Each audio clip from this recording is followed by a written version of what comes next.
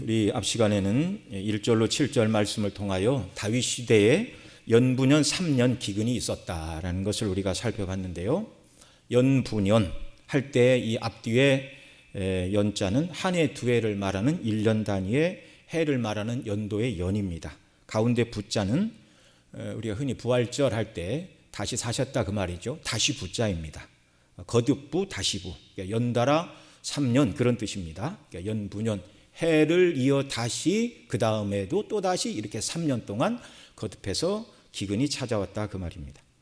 이 성경에 간혹 이런 표현들이 등장을 하면 뭐 40, 50대 이상 되신 분들은 그 표현이 어렵지 않은데요.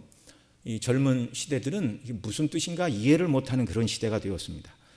우리나라 문교부 교육과정에 한자를 가르치지 않기 시작한 것이 벌써 20년이 되었습니다. 우리나라 명사 중에 80%가 한자에서 다 유래를 했는데 요즘 학생들과 젊은이들은 한자를 몰라서 그러니까 20년 됐으니까 지금 30대들도 거의 한자 교육을 안 받고 성장을 했죠. 이게 사회 문제가 지금 되고 있습니다.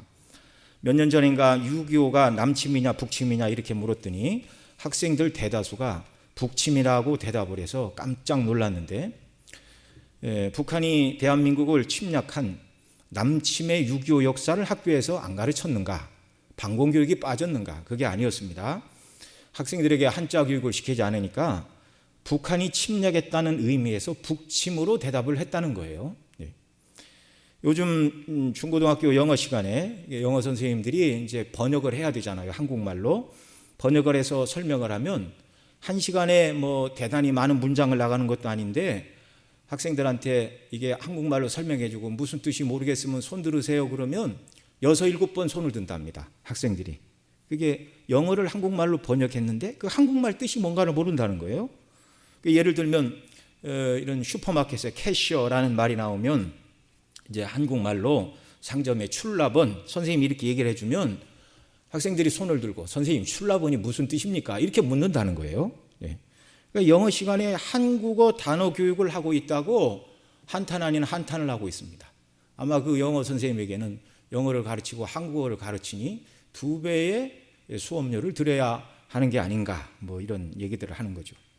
며칠 전만 해도 뉴스에서 어느 당의 당대표가 대통령 출마 선언을 하니까 다른 당의 대표가 그분에게 무운을 빕니다 그렇게 얘기를 했어요. 그랬더니 이 무운이라는 말은 전쟁에 나가는 장수에게 무인으로서 운수를 빈다 그런 뜻이죠.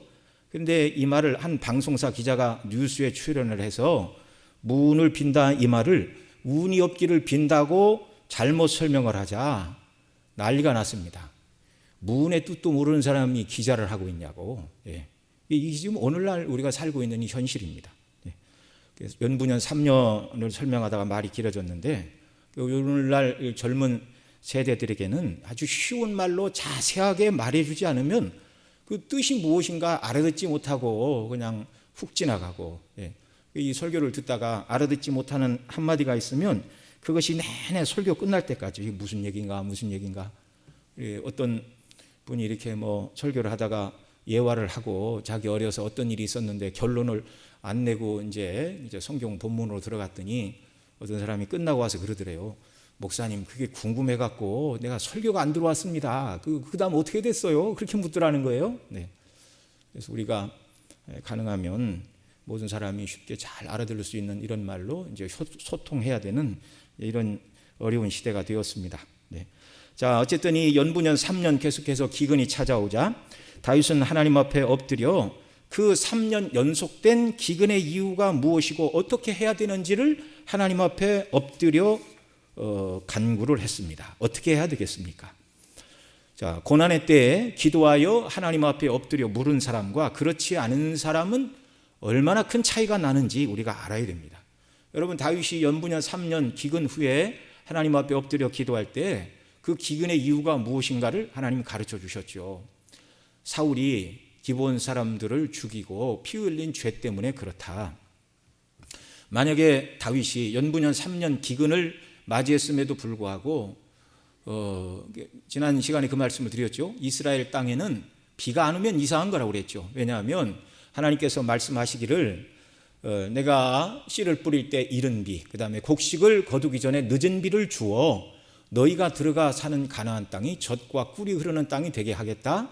그러나 너희가 죄를 지으면 하나님이 맨 처음 내리시는 징계가 뭐라고 그랬어요? 하늘은 노타늘이 되고 땅은 철땅이 되어 곡식을 심어도 나지 않을 것이다. 그 다음에는 이제 전염병이 돌고 전쟁이 일어나 침략을 받고 맨 마지막에는 나라가 침략하여 너희를 포로로 잡아가고 나라가 망하게 되는 것이다. 그런 이제 단계적인 재앙에 대한 말씀이 축복과 저주를 선언하는 신명기 28장에 이미 하나님이 가르쳐 주셨습니다. 그러니까 다윗이 3년 연분년 기근을 만나고 하나님 앞에 엎드려 기도를 했는데 기도하지 않았다면 이 재앙이 얼마간 더? 4년, 5년, 6년 언제까지요? 이 재앙의 원인이 해결될 때까지 하나님께서 그 땅에 비를 주시지 않아서 계속되는 기근으로 다른 나라가 침략을 하지 않아도 먹을 것이 없으니 백성이 굶어 죽고 기력이 떨어지니 병이 쉽게 걸리죠. 전염병이 돌아 사람이 망하고 대적이 침략을 하지 않아도 나라가 큰 곤란을 겪을 그런 위기에 직면할 수밖에 없는 것이었습니다. 한편으로는 다윗이 첫 해에 기도했더라면 더 좋았을 텐데 이런 아쉬움도 남지만 그러나 다윗이니까 3년 기근 후에 하나님 앞에 엎드렸다. 그렇게 이해를 해야 됩니다. 그러면서 또 하나 저와 여러분은 항상 지난 시간에도 말씀을 드렸지만 작은 일이라도 하나님께서 그것이 기뻐하시지 않는다는 어떤 징계나 아픔이나 약간의 사인을 주시면 즉시 하나님 앞에 엎드려 묻고 내가 지은 죄가 무엇입니까? 하나님 앞에 묻고 회개하고 하나님 은혜 가운데 믿음으로 견고히 서는 역사가 우리에게 있기를 바랍니다. 왜요? 그리스도인들에게는 우연히 일어나는 일은 아무것도 없습니다. 다 하나님의 필연 속에 모든 일이 일어나는 줄 여러분 믿으시기 바랍니다. 자, 이렇게 다윗이 3년간 연분연 기근 후에 기도하여 이 문제의 원인과 해결책을 찾아서 결국 이 문제가 해결되는 것을 오늘 본문을 통해 확인하게 되는데요.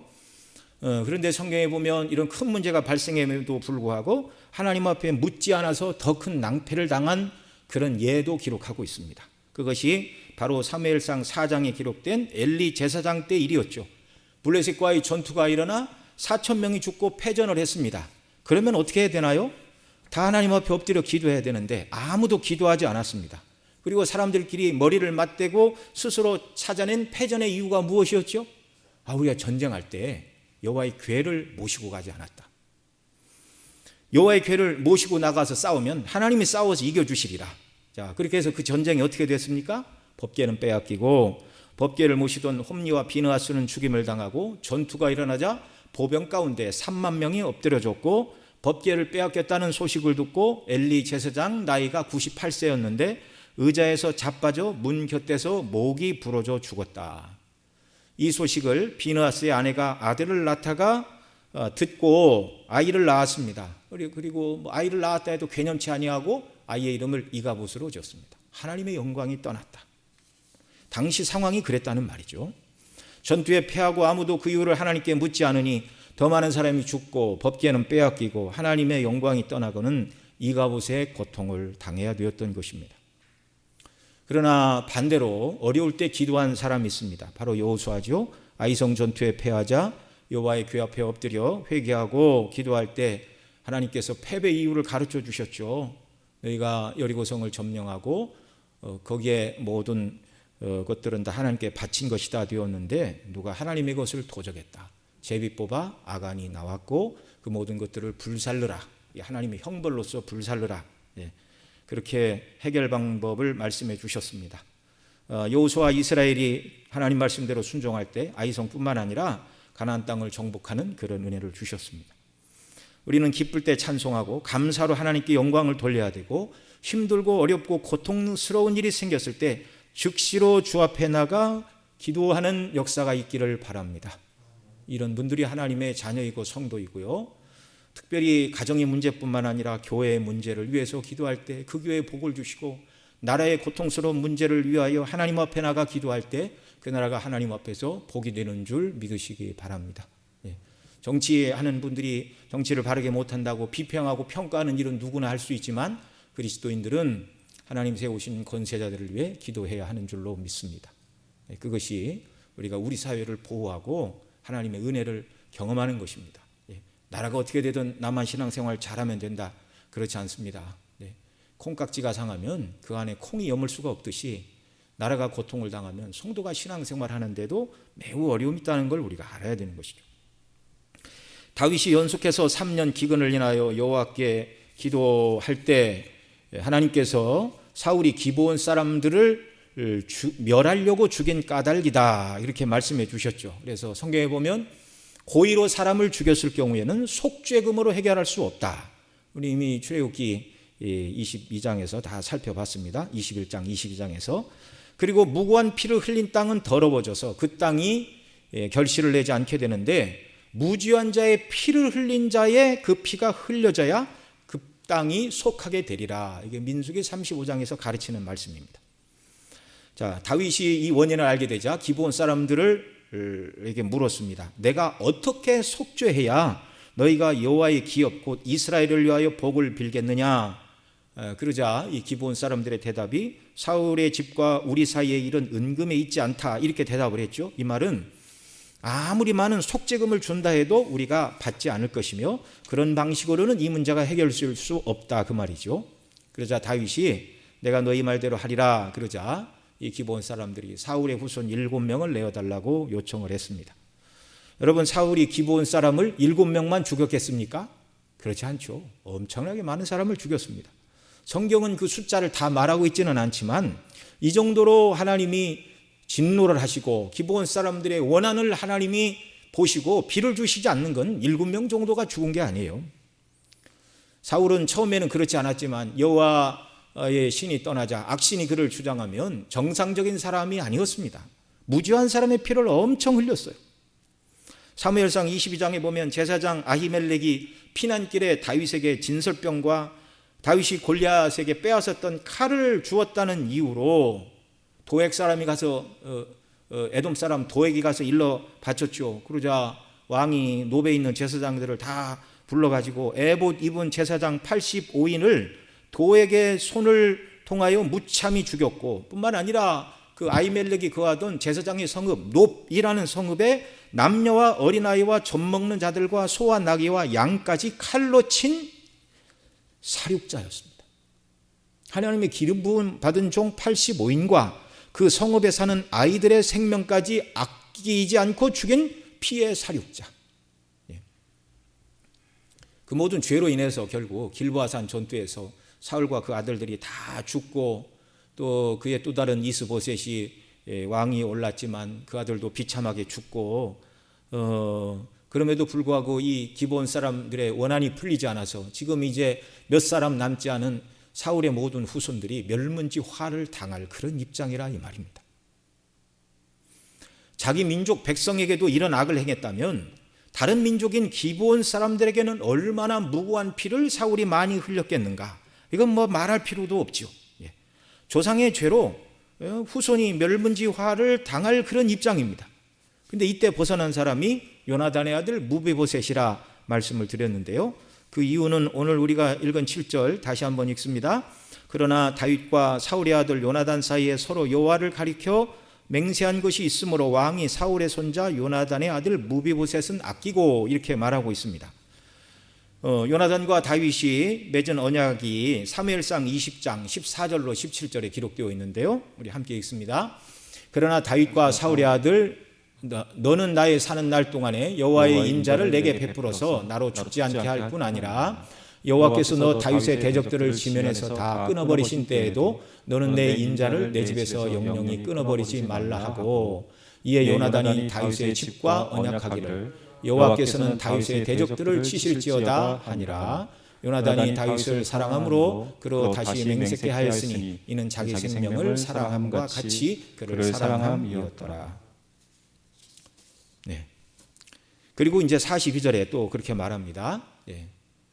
제가 읽어드릴게요. 그 뒤에 42절. 요나단이 다윗에게 이르되 평안히 가라. 우리 두 사람이 여호와 이름으로 맹세하여 이르기를 여호와께서 영원히 너와 나 사이에 계시고 내 자손과 내 자손 사이에 계시리라 하였느니라. 다윗은 일어나 떠나고 요나단은 성으로 들어오니라. 자, 이렇게 하나님을 경외하는 다윗과 요나단은 하나님 앞에서 서로 맹세하며 언약을 맺었습니다. 서로 후손들을 지켜주기로. 이는 여호수아가 기브온 사람들을 죽이지 않고 살리겠다고 하나님 앞에서 화친한 맹세와 똑같은 맹세였습니다. 지금 이 모든 문제가 사울이 여호수아가 500년 전에 여호와 앞에서 했던 그 맹세를 어기고 기브온 사람들을 죽인 죄에 대해서 하나님 책임을 물으시는데, 다윗과 요나단이 하나님 앞에서 서로 후손들을 지켜주기로 맹세를 했죠. 그러니까 과거에 어그러진 맹세를 지키기 위하여 하나님 앞에서 했던 맹세를 어기고 무비보셋을 내어줄 수는 없는 것이었습니다. 뿐만 아니라 요나단의 아들 무비보셋도 다윗을 충성스럽게 섬기고 따른 믿음의 사람이었죠. 그것을 우리가 앞서 확인을 했죠. 아마도 이 사건은 이제 다윗이 압살롬의 반역이 일어나기 전의 사건이었을 것이다, 그렇게 말씀을 드렸습니다. 그래서 21장 이하는 이제 연대적인 기록이 아니라 사울의 통치 기간 어느 때 있었던 사건들을 21, 22, 23, 24장은 이제 기록하고 있다, 그렇게 말씀을 드렸는데요. 요나단이 아니라 압살롬의 반역이 일어났을 때 무비보셋이 다윗이 피난길에서 돌아올 때까지 그가 수염을 깎지 않고 의복을 정제하지 않았습니다. 왕에 대한 신뢰를 지켰죠. 그것은 다윗 왕이 상징하는 그리스도의 왕권에 대한 충성을 한 믿음의 사람이었다는 그런 증거죠. 그래서 사울의 후손이 죽어갈 때에도 그는 여호와를 경외하는 다윗과 요나단이 하나님 앞에서 한 맹세를 인하여 목숨을 부지했을 뿐만 아니라 또한 하나님을 경외하는 믿음 가운데 이 무비보셋이 거하고 있었으므로 사울의 범죄로 그 남은 후손 몇 사람이 다 죽어갈 때 무비보셋에게는 이 할아버지 사울의 그 흉악한 죄로 인한 저주가 이어지지 않았다는 말입니다. 여러분, 간혹 가게에 흐르는 저주를 끊어라, 그런 말 들어보셨습니까? 또 시중에 보면 가게에 흐르는 저주를 끊는 기도 이런 말들이 있어서 우리 성도들을 어떻게 하라는 말인가, 이런 의혹을 갖게 하는데, 여러분, 예수님 믿고 구원받은 자들은 이미 모든 죄의 저주에서 벗어난 자들임을 믿으시기 바랍니다. 부모들, 조상적의 그 모든 죄로부터 다 끊어진 자들임을 믿으시기 바랍니다. 왜요? 우리가 그리스도 밖에서는 다 우리와 우리 조상의 죄와 허물로 저주 아래 놓인 자들이었는데, 예수님이 십자가에서 우리의 모든 죄와 허물을 대신 다 지시고 이미 값을 다 치러주셨습니다. 죄와 그 죄책의 책임이 이미 그리스도의 십자가에서 다 끝나버린 사건이에요, 저와 여러분에게는. 그러니 이 모든 저주가 예수님 믿을 때 더 이상 부모의 죄로 인하여 자손들이 고통을 받지 않게 되는 은혜가 그리스도 안에서 저와 여러분 모두에게 주어졌다는 사실입니다. 자, 기브온 사람들은 사울의 후손 중에 7명을 내어달라, 이렇게 말했죠. 앞서 말씀드린 대로 사울이 기브온 사람들을 7명만 죽였을 리가 없죠. 그런데 기브온 사람들이 7명만 내어달라 말하는 것은, 이것은 구약 백성들에게 7이 상징하는 것은 완전수였습니다. 상징적으로 완전수를 뜻하는 7명만 내어주면 사울의 고을 기브아에서 저희를 여호와 앞에 목매달아 공의를 시행함으로 이 문제를 매듭짓겠다, 이게 이제 기브온 사람들이 다윗에게 요청하는 내용입니다. 그래서 다윗이 7명의 사울의 후손을 내어줬는데, 우리 8절 보겠습니다. 이에 아야의 딸 리스바에게서 난 자고 사울의 두 아들 알모니와 무비보셋과 사울의 딸 메랍에게서 난 자 곧 무홀랏 사람 바르실레 아들 아드리엘의 5 아들을 잡고, 이렇게 말합니다. 여기 아야의 딸 리스바는 이제 그 다음 9절에 보면 사울의 첩이다, 이렇게 말하고 있죠. 본부인이 아니라 사울의 첩이었는데, 그 다음 8절 보여주세요. 리스바에게서 난 2 아들, 그러니까 사울의 친아들이 되겠죠. 알모니와 무비보셋. 이 무비보셋은 요나단의 아들 무비보셋과 동명이인입니다. 그 다음에 사울의 딸 메랍, 이 메랍은 사울의 장녀였죠.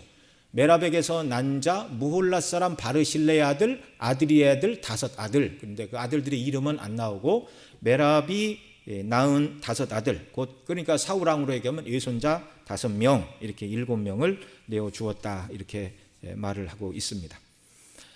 이 메랍은 사울 왕의 큰딸로서 다윗이 골리앗을 죽인 후에 사울이 블레셋 사람의 손으로 다윗을 죽이려고, 처음에 이제 골리앗과의 싸움이 일어날 때 왕이 내건 것이 무엇이냐면, 저 골리앗을 이기는 자에게는 많은 돈도 주고 이스라엘에서 직위도 높여주고 그 아비 집의 직위를 높여주고 왕의 사위를 삼겠다. 그때 내건 것이 바로 메랍이었습니다. 메랍, 전리품으로 내건, 승리하는 자들에게 주는 상품으로 내건 것이 왕의 사위 메랍을 그에게 주겠다. 그래서 전투에 이기고 돌아오니까 왕이 이제 또 다른 요구를 하죠. 처음에는 사이가 좋았는데 사울이 죽인 자는 천천히요 다윗은 만만이라 소리를 듣고 사울이 정신이 나갔습니다. 여호와의 부르신 악신에 의하여 정신이 나가고 자기 손이 아니라 블레셋 사람의 손으로 죽이려고 블레셋 사람의 양피를 100개만 가져오면 내 사위가 될 수 있다. 그래서 다윗이 양피 100개를 가지고 갔는데 때마침 이 메랍이 사무엘상 18장 17절에 이렇게 말합니다. 같이 읽습니다. 사울이 다윗에게 이르되 내 딸 메랍을 내게 아내로 주이니 오직 너는 나를 위하여 용맹을 내어 여호와의 싸움을 싸우라 하니 이는 그가 생각하기를 내 손을 그에게 대지 말고 블레셋 사람의 손으로 그에게 대게 하리라 하려 함이라 라고 요구한 것이 블레셋 사람의 양피 100개였고요. 그 다음 그 뒤에 19절을 보면 사울의 딸 메랍을 다윗에게 줄 시기에 무올라 사람 아드리엘에게 아내로 준 바 되었더라 이렇게 말합니다. 그런데 무슨 이유에서인지 큰딸 메랍을 다윗에게 주지 않고 여기 말하는 대로 무올라 사람 아드리엘에게 아내로 준 바 되었더라 이렇게 말하죠. 한때는 메랍이 다윗의 첫 번째 아내, 곧 유일한 아내가 되었으면 좋을 뻔했는데요. 다윗의 아내가 될 뻔한 사람이었는데 다윗이 아닌 어쨌든 사울이 그 무홀라 사람 아드리엘과 여러 가지 당시는 그런 사회였으니까 정략 결혼을 시킨 거죠. 이를테면 사울의 왕권을 위해서. 그렇게 해서 5 아들을 낳았습니다. 그러나 자기 아버지 사울의 죄를 인하여 이 메랍은 하루아침에 5 아들을 다 잃어버리게 되는 비운의 어머니가 되고 말았다는 사실입니다. 참 아이러니죠. 여러분, 딸을 가진 부모님들은 물론 아들을 가진 부모 입장에서도 마찬가지인데요. 누구를 사위와 며느리로 맞아야 되는가? 공부를 많이 한 사람인가? 재산이 많은 사람인가? 앞으로 비전이 있는 사람인가? 다 중요하죠. 그러나 가장 중요한 건 하나님을 경외하고 예수님을 믿는 믿음으로 견고히 서 있는 사람을 사위와 며느리로 맞아야 되고 우리 자녀들을 그런 사람으로 주 앞에서 양육하고 믿음으로 견고히 서기를 위해서 우리가 기도해야 하는 것입니다. 이거보다 중요한 일이 없음을 여러분 믿으시기 바랍니다. 한때는 다윗의 아내가 될 뻔한 사람이었는데 다윗이 아닌 다른 사람과 결혼을 해서 얼마나 행복하게 살았는지는 모르지만 결국 그 아들 5이 아버지 사울의 죄 때문에 하루아침에 목매달아 죽고 말았다 그 말입니다. 자, 9절 말씀 보겠습니다. 오늘 본문 9절 같이 읽습니다. 저희를 기브온 사람의 손에 붙이니 기브온 사람이 저희를 산 위에서 여호와 앞에 목매어 달매 저희 7사람이 함께 죽으니 죽은 때는 곡식 베는 처음 날 곧 보리배기 시작하는 때더라. 이 기브온 사람들이 사울의 아들과 손주 7명을 잡아 여호와 앞에 목매달았는데요. 사울의 피 흘린 살육죄에 대한 형벌로 그의 자손들이 지금 처형을 당하고 있습니다. 그 시기를 9절 하반절에서 그 시기를 뭐라고 그래요? 죽은 때는 어느 때라고요? 곡식 빼는 처음 날 곧 보리배기 시작하는 때더라. 그러니까 이스라엘의 처음 곡식은 보리, 그 다음 가을 추수는 밀 이렇게 했죠. 그러니까 처음 보리배기 시작하는 때, 그러니까 보리배는 초실절에 절기가 시작될 때 이들이 죽었다 그 말입니다. 그러니까 요즘 달력으로 하면 3월 말이나 4월 초에 해당하는 그런 절기죠. 그런데 사울의 후손 7명을 언제까지 그 상태로 두었는가? 그 다음 10절을 보면 그 다음 10절 넘겨주세요. 아야의 딸 리스바가 굵은 배를 가져다가 자기를 위하여 반석 위에 펴고 곡식 빼기 시작할 때부터 이때가 초실절이라고 그랬죠. 하늘에서 비가 시체에 쏟아지기까지 그 시체 낮에는 공중의 새가 앉지 못하게 하고 밤에는 들짐승이 범하지 못하게 한지라 이렇게 말하고 있는데요.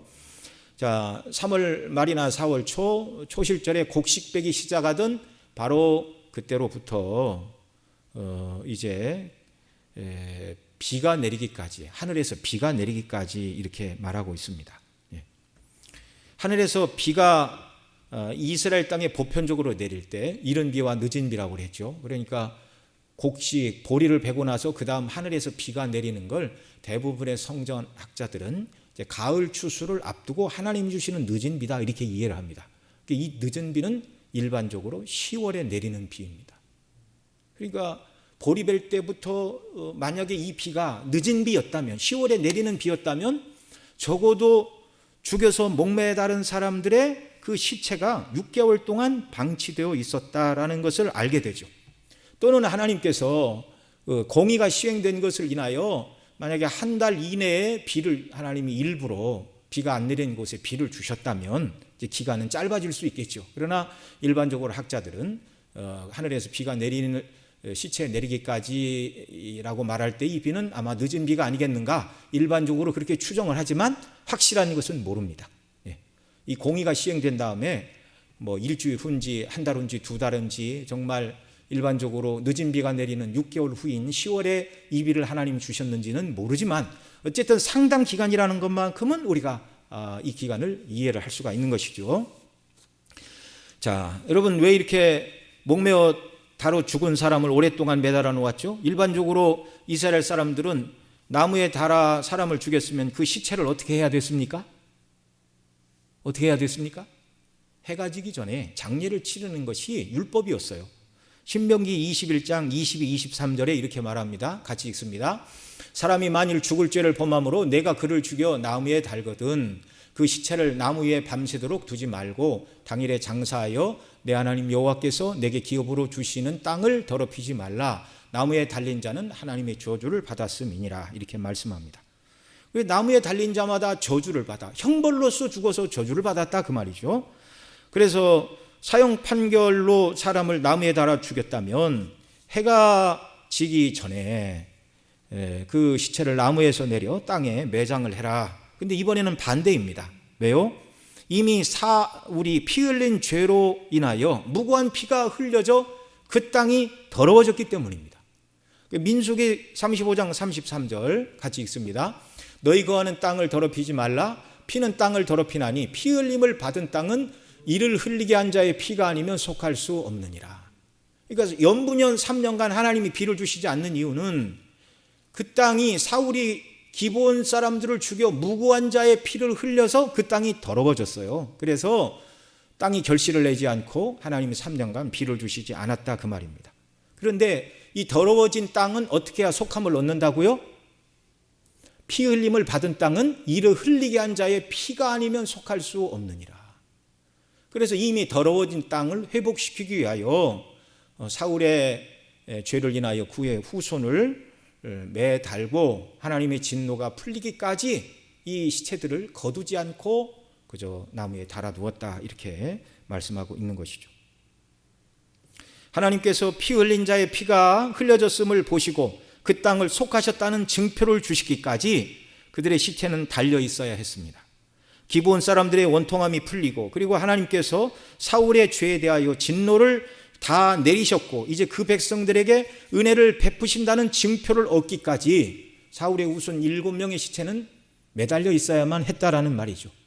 여러분 하나님이 사울의 피 흘린 죄를 용서하시고 그 백성에게 다시 긍휼을 베푸신다는 증표가 무엇입니까?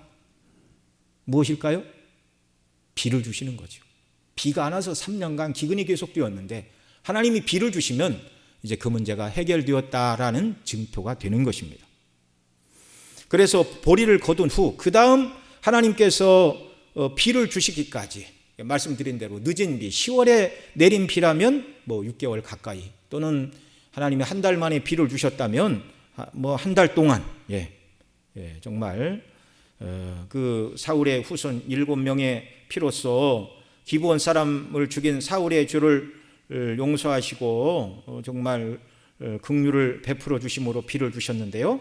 한 달 이내일 수도 있고 길게 보면 6개월이 걸리는 시간이었다 말씀을 드렸는데, 연분연 3년간 하나님께서 이른 비와 늦은 비를 주시지 않아서 기근이 찾아왔는데 이들을 목매달고 길게 잡았을 때 6개월이 지난 후에 하나님께서 그 모든 죄를 사하시고 긍휼을 베푸셨다는 증거가 비를 주시는 것이었다, 그 말입니다. 그래서 이제 하늘에서 비가 내리자 하나님의 공의의 심판이 끝났고 징계가 끝났음을 깨달았기 때문에 그 모든 시체들을 수습해서 이제 매장을 할 수가 있었던 것입니다.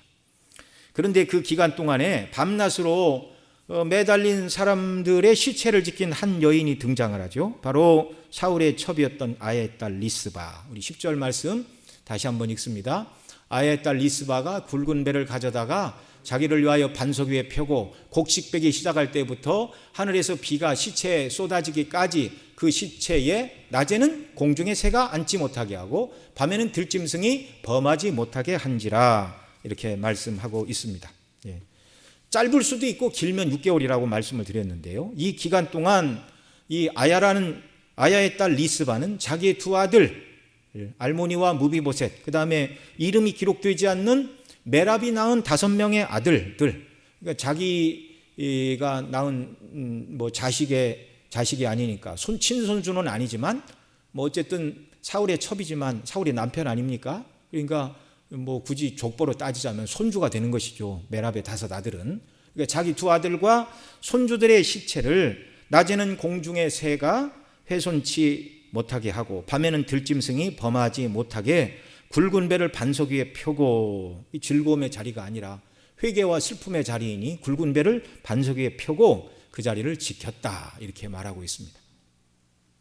참 이 여인의 6개월이 될지 한 달이 되었을지 그 기간은 알기를 어렵지만 반석 위에 굵은 배를 펴고 밤낮으로 지키고 있던 그 여인의 참 심정을 한번 생각을 해보시기 바랍니다.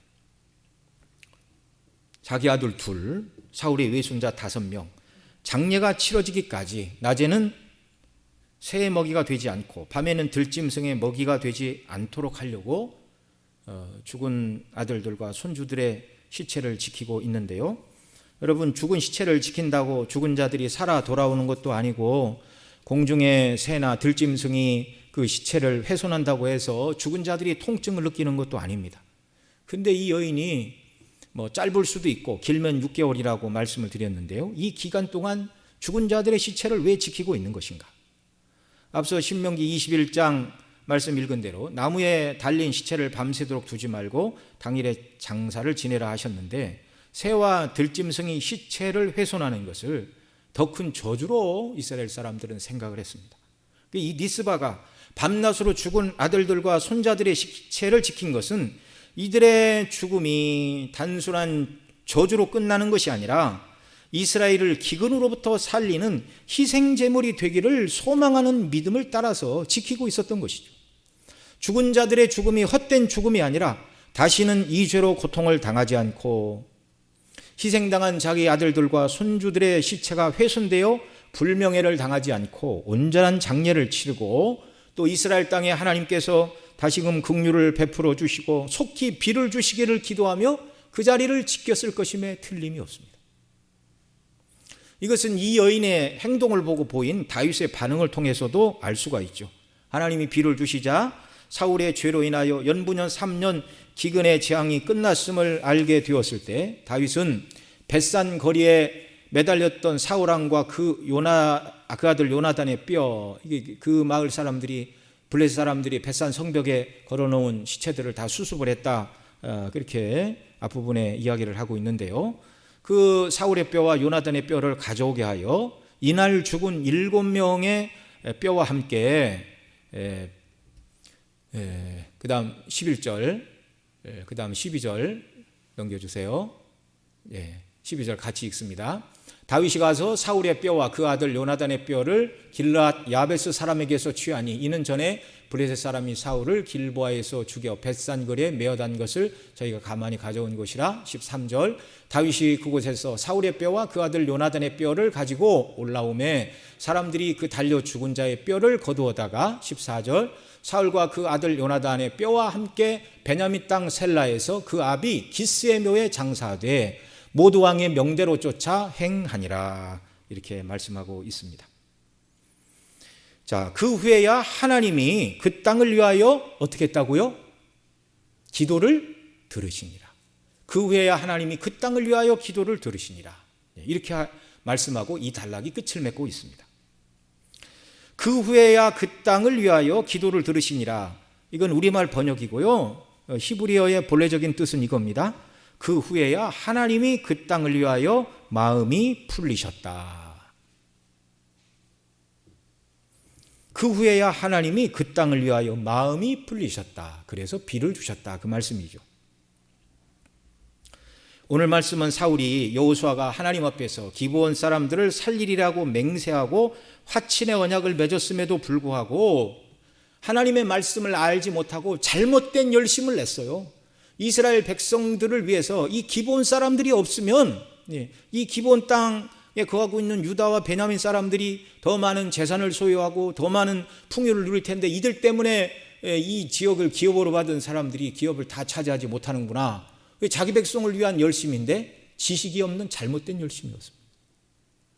여러분, 저와 여러분이 주일에 열심을 내되 참된 지식을 가지고 바른 열심을 내는 역사가 있기를 바랍니다.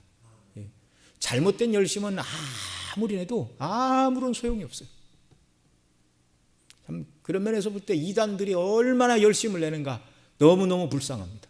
지금도 간혹 중심교회 담임 목사님 귀화하고 어떤 무편물들이 와요. 그래서 누군가하고 뜯어보면 뭐 무슨 기쁜 소식 선교해 뭐 그러고 자기는 어느 교회 다니는 성도인데 진심을 다해 목사님께 충원 드릴 게 있다고 절절한 편지를 써오는데 그게 다 무슨 소용입니까? 다 이단의 교훈인데. 참 안타까운 일이죠.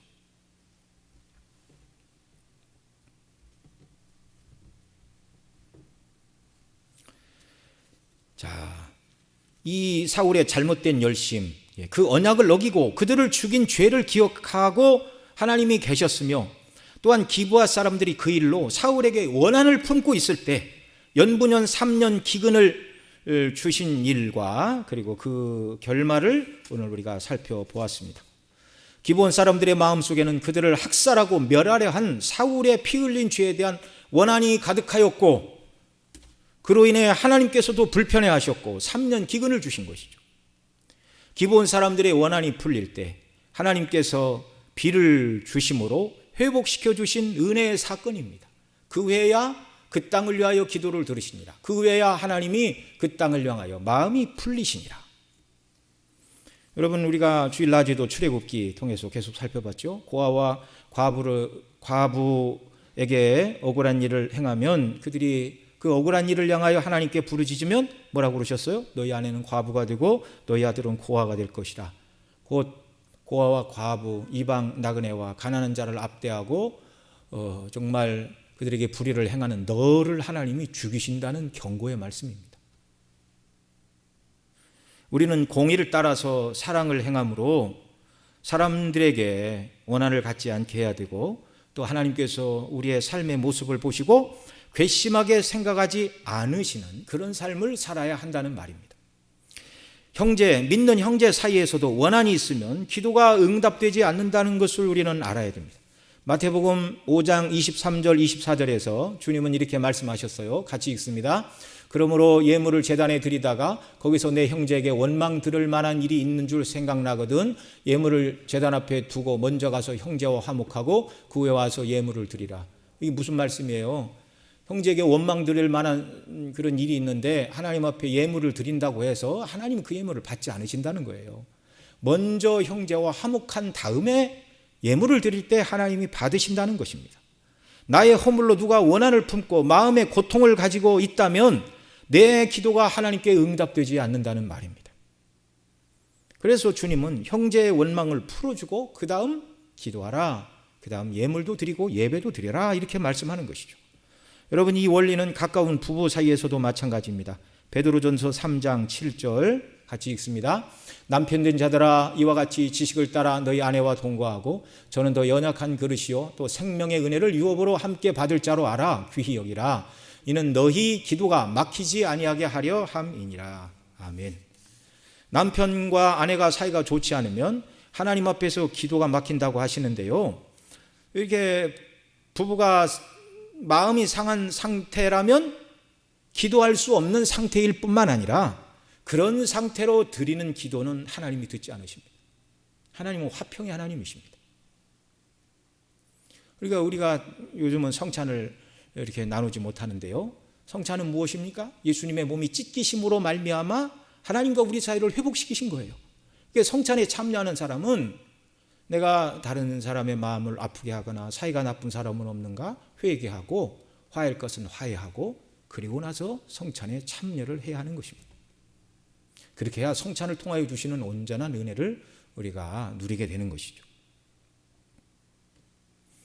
연약한 우리는 늘 자신을 살피고 다른 사람을 살피고 참 진리요 의로우시며 사람의 샘 근원이신 하나님 아버지와 우리 주 예수 그리스도를 따라 거짓을 버리고 공의와 사랑을 따라 행함으로 누구에게 원망 듣는 자들이 아니라 연약한 자들을 사랑으로 세워가는 하나님의 일꾼들이 다 되시기를 바랍니다.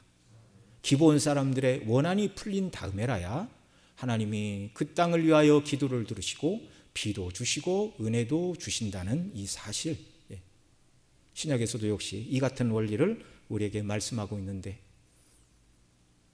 그리스도의 존귀한 피로 구원함을 받아 하나님의 성품을 드러내야 되고 하나님이 누구신가를 보여줘야 되는 저와 여러분 모두가 정말 거짓을 버리고 사랑을 따라 공의와 사랑을 행함으로 누구에게 원망 듣는 자들이 아니라 참 저분 때문에, 참 우리 교회 우리 성도님들 때문에, 중심교회 성도님 때문에, 중심교회 집사님 장로님들 때문에 우리 주변에 있는 사람들이 참 나는 힘을 얻고 참 저분 때문에 참 내가 언젠가는 교회 가고 싶다, 참 저분을 보면 예수님을 뵙는 것 같다라는 그런 산 소망을 우리 주변에 나타내고 증거하고 주의 이름을 높이며 살아가는 저와 여러분 모두가 되시기를 바랍니다.